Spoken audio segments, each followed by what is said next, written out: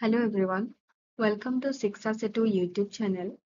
আজিৰ এই ভিডিঅ'টোত আলোচনা কৰা হৈছে কেইখনমান উল্লেখযোগ্য গ্ৰন্থৰ বিষয়ে যি কেইখনৰ বিষয়ে কম্পিটিটিভ এক্সাম বিলাকত সুধি থকা দেখা যায়। গতিকে বলক ভিডিঅ'টো ষ্টাৰ্ট কৰোঁ। প্ৰথমতে আছে সৈয়দ আব্দুল মালিক। সৈয়দ আব্দুল মালিকৰ অঘৰী আত্মাৰ কাহিনী, ধন্য নৰ তনুভাল, ৰথৰ চকৰি ঘূৰে, বনজুই, মাটিৰ ছাতি, প্ৰেম অমৃতৰ নদী, পুৰুষমুখীৰ স্বপ্ন, আধাৰশিলা। এইকেইখন হৈছে সৈয়দ আব্দুল মালিকৰ উল্লেখযোগ্য গ্ৰন্থ। ডক্টৰ মাইলছ ব্ৰনছন, অসমীয়া ইংৰাজী অভিধান, ফণীন্দ্ৰ কুমাৰ চৌধুৰীৰ অনুৰাধাৰ দেশ। এই অনুৰাধাৰ দেশখনৰ বিষয়ে এক্সামত সোধা দেখা যায়। শিলভদ্ৰ, ৰেৱতী মোহন দত্ত চৌধুৰী। শিলভদ্ৰৰ প্ৰকৃত নাম কি হয়? ৰেৱতী মোহন দত্ত চৌধুৰী। তেখেতৰ অনুসন্ধান মধুপুৰ বহুদূৰ, মধুপুৰ বহুদূৰ আৰু অনুসন্ধান। ভৱেন্দ্ৰনাথ শইকীয়াৰ অন্তৰীপ, এই বন্দৰৰ আবেলি, শৃংখল, গহ্বৰ আৰু জীৱন বৃত্ত। ভৱেন্দ্ৰনাথ শইকীয়াৰ গ্ৰন্থৰ বিষয়ে সোধা দেখা যায়। এই অন্তৰীপখনৰ বিষয়ে আগৰ এক্সামত সোধা দেখা গৈছে। তেনেকৈ শৃংখল আৰু জীৱন বৃত্ত এইকেইখনো তেওঁৰ উল্লেখযোগ্য গ্ৰন্থ। নৱকান্ত বৰুৱাৰ অপদাৰ্থ, ককাদেউতাৰ হাড় আৰু কপিলীপৰীয়া সাধু। নলিনীবালা দেৱীৰ অলকানন্দা আৰু সন্ধিয়াৰ সুৰ। এইকেইখনো ইম্পৰ্টেণ্ট হয়। ইয়াত মই যিমানখিনি ডিছকাছ কৰিছো সকলোবিলাক ইম্পৰ্টেণ্ট হয়। ডক্টৰ বিৰিঞ্চি কুমাৰ বৰুৱাৰ অসমৰ লোক সংস্কৃতি, ছুইজাৰলেণ্ড ভ্ৰমণ, জীৱনৰ বাটত। আৰু এই জীৱনৰ বাটত উপন্যাসখন লিখোতে তেখেতে বীণা বৰুৱা ছদ্মনামত লিখিছিলে। আৰু সেউজী পাতৰ কাহিনী। লীলা গগৈৰ অসমীয়া লোক সাহিত্যৰ ৰূপৰেখা। কাঞ্চন বৰুৱাৰ অসীমত যাৰ হেৰাল সীমা। অসীমত যাৰ হেৰাল সীমা, যিখনৰ বিষয়ে আপোনালোকে হয়তো বহুতে পঢ়িছে। তো এইখন লিখিছিলে কোনে? কাঞ্চন বৰুৱা। তাৰপিছত আছে বীৰেন্দ্ৰ কুমাৰ ভট্টাচাৰ্য। বীৰেন্দ্ৰ কুমাৰ ভট্টাচাৰ্যৰ আই, ইয়াৰিংগম আৰু মৃত্যুঞ্জয়। এইকেইখন বহুত বেছি ইম্পৰ্টেণ্ট হয় এক্সামৰ বাবে। এইকেইখনৰ বিষয়ে বাৰে বাৰে সোধা দেখা যায়। ইয়াৰিংগম আৰু মৃত্যুঞ্জয় বিশেষকৈ। আৰু এই মৃত্যুঞ্জয়খনৰ কাৰণে কি বঁটা পাইছিলে? জ্ঞানপীঠ বঁটা পাইছিলে। আৰু এই ইয়াৰিংগমখনৰ কাৰণে কি বঁটা পাইছিলে? সাহিত্য অকাডেমী বঁটা লাভ কৰিছিলে। এইটো কথা মনত ৰাখিব। ডক্টৰ বাণীকান্ত কাকতিৰ Assamese its formation and development. এইখন কাৰ হয়? ডক্টৰ বাণীকান্ত কাকতি। হিতেশ ডেকাৰ আজিৰ মানুহ, এইটো জীৱন, বৈৰী মানুহ। হোমেন বৰগোহাঁইৰ আত্মানুসন্ধান আৰু নিসংগতা। এইকেইখন বহুত বেছি ইম্পৰ্টেণ্ট হয়। নিসংগতা আৰু আত্মানুসন্ধান।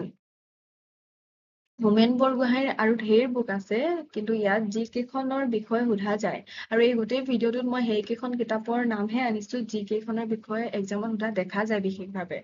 নহলেতো এজন মানুহৰ লিখা বহুত লেখনি আছে, বহুত গ্ৰন্থ আছে। ডক্টৰ মামণি ৰয়ছম গোস্বামী। ডক্টৰ মামণি ৰয়ছম গোস্বামীৰ আধা লেখা দস্তাবেজ বহুত ইম্পৰ্টেণ্ট হয় এখন। আধা লেখা দস্তাবেজ এখন তেখেতৰ নিজৰ জীৱনীমূলক হয়, জীৱনৰ ওপৰত আধাৰিত। নাঙঠ চহৰ, দঁতাল হাতীয়ে উৰিয়ে খোৱা হাওদা, এইখনো বহুত ইম্পৰ্টেণ্ট হয়, এক্সামত সুধি থাকে বাৰে বাৰে। আৰু মামৰে ধৰা তৰোৱাল আৰু দুখন উপন্যাস। গুণাভিৰাম বৰুৱাৰ আনন্দৰাম ঢেকিয়াল ফুকনৰ জীৱন চৰিত। আনন্দৰাম ঢেকিয়াল ফুকনৰ জীৱন চৰিতখন লিখিছিলে কোনে? গুণাভিৰাম বৰুৱাই। তাৰপিছত আহিছে নগেন শইকীয়াৰ আন্ধাৰত নিজৰ মুখ, অৰুণ শৰ্মাৰ আশীৰ্বাদৰ ৰং। এইখন ইম্পৰ্টেণ্ট হয়। আশীৰ্বাদৰ ৰং কাৰ হয়? অৰুণ শৰ্মাৰ। গুণাভিৰাম বৰুৱাৰ আছাম বুৰঞ্জী আৰু ৰামনৱমী। ডিম্বেশ্বৰ নেওগৰ ইন্দ্ৰধনু, কুমুদেশ্বৰ বৰঠাকুৰৰ এটম বোমা, সৌৰভ কুমাৰ চলিহা এহাত দাবা, অশান্ত ইলেক্ট্ৰন। উমৰ খায়মৰ উমৰ তীৰ্থ, যতীন্দ্ৰনাথ দুৱৰাৰ দ্বাৰা অনুবাদ। নীলমণি ফুকনৰ কবিতা, এখন কি হয়? কবিতাখন তেওঁৰ কাব্যগ্ৰন্থ হয়। বেণুধৰ শৰ্মাৰ কংগ্ৰেছৰ কাচিয়লি ৰ'দত। এই কংগ্ৰেছৰ কাচিয়লি ৰ'দত খুব বেছি ইম্পৰ্টেণ্ট হয়। এইটোৰ বিষয়েতো কুৱেশ্যন আহিয়ে থাকে যিকোনো কম্পিটিটিভ এক্সামত। কংগ্ৰেছৰ কাচিয়লি ৰ'দত। পৰাগধৰ চলিহাৰ চিত্ৰ বিচিত্ৰ। মহিম বৰাৰ কাঠনি বাৰীৰ ঘাট, এইটো খুব ইম্পৰ্টেণ্ট হয়। কাঠনি বাৰীৰ ঘাট নামবিলাক আপোনালোকে শুনাৰ লগে লগে গম পাইছেই চাগে যে এইবিলাক আগতে এক্সামত আহিছে। হেমচন্দ্ৰ বৰুৱাৰ কানিয়াৰ কীৰ্তন হেমচন্দ্ৰ বৰুৱা, একে গাড়ীৰ কামিনী কান্ত, জ্যোতিপ্ৰসাদ আগৰৱালাৰ কাৰেঙৰ লিগিৰি শোণিতপৰী ৰূপালী মাৰু লভিতা, দেবেন্দ্ৰনাথ আচাৰ্যৰ কালপুৰুষ, ফণী শৰ্মাৰ কিয় আৰু নাগপাশ, ডক্টৰ লক্ষ্মীনন্দন বৰাৰ গঙা চিলনীৰ পাখি আৰু পাতাল ভৈৰৱী আৰু কায়াকল্প। গঙা চিলনীৰ পাখি আৰু কায়াকল্প এইখনৰ বিষয়ে বাৰে বাৰে সোধা। এই কায়াকল্পখনৰ বাবে তেওঁ এৱাৰ্ডো পাইছে। আৰু এই গঙা চিলনীৰ পাখি এইখনো ইম্পৰ্টেণ্ট হয়, আপোনালোকে মনত ৰাখিব। মই অলপ আণ্ডাৰলাইন কৰিছো, যিকেইখন বহুত বেছি ইম্পৰ্টেণ্ট হয়। ইয়াত থকা গোটেইখিনি পঢ়িবই লাগিব বাৰু। প্ৰফুল্ল দত্ত গোস্বামীৰ কেঁচা পাতৰ কপনি, এই কেঁচা পাতৰ কপনি এইখন বহুত ইম্পৰ্টেণ্ট হয় উপন্যাসখন। আৰু সৌৰভ কুমাৰ চলিহাৰ গোলাম। তাৰপিছত আহিলে পদ্মনাথ গোহাঁইৰ ভানুমতী, পদ্মনাথ গোহাঁইৰ ভানুমতী, শ্বেক্সপিয়েৰৰ ভ্ৰমৰংগ, লক্ষ্মীনাথ ফুকনৰ মহাত্মাৰ পৰা ৰূপ কোঁৱৰলৈ, চন্দ্ৰপ্ৰসাদ শইকীয়াৰ মহাৰথী, হিতেশ্বৰ বৰবৰুৱাৰ মালচ, এখন মালচখন কি হয়? কবিতা পুথি। কেশৱ মহন্তৰ মোৰ যে কিমান হেঁপাহ, এখন ইম্পৰ্টেণ্ট হয়, সকলোৱে ইম্পৰ্টেণ্ট বাৰু।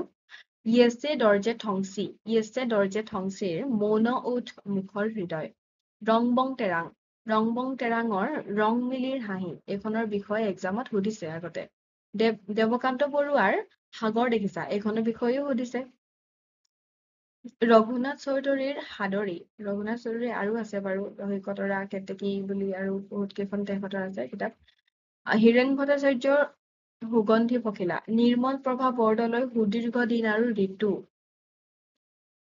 তাৰপিছত আহিলে হেমচন্দ্ৰ বৰুৱাৰ হেমকোষৰ ৰচয়িতা কোন হয়? হেমচন্দ্ৰ বৰুৱা, হেমচন্দ্ৰ গোস্বামী নহয় কিন্তু দেই, হেমচন্দ্ৰ বৰুৱা। কিমান চনত? 1900 চনত। ফণীন্দ্ৰ কুমাৰ অনুৰাধাৰ দেশ, এইখন ইম্পৰ্টেণ্ট হয়, এইটো মই কৈছোৱে, এইটো ডিছকাছ কৰাই হৈছিলে। নিৰুপমা বৰগোহাঁইৰ অভিযাত্ৰী, এইখনো ইম্পৰ্টেণ্ট হয়। আনন্দৰাম ঢেকিয়াল ফুকনৰ অসমীয়া ল'ৰাৰ মিত্ৰৰ লেখক কোন হৈছে? আনন্দৰাম ঢেকিয়াল ফুকন। অনুৰাধা শৰ্মা পূজাৰীৰ ডায়েৰী, ইয়াত এখন অৰণ্য আছিল।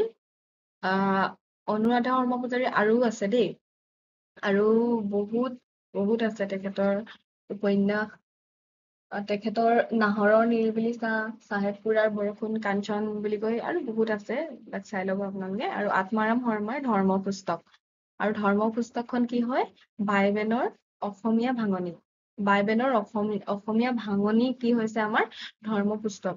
আৰু কিমান চনত? 1813 চনত, অনুবাদ কৰিছিলে। থেংক ইউ ফৰ ৱাচিং, এণ্ড চেনেলটো আপোনালোকে ছাবস্ক্ৰাইব কৰি ল'ব এনেকুৱা ধৰণৰ ভিডিঅ' পাই থাকিবলৈ। Thank U.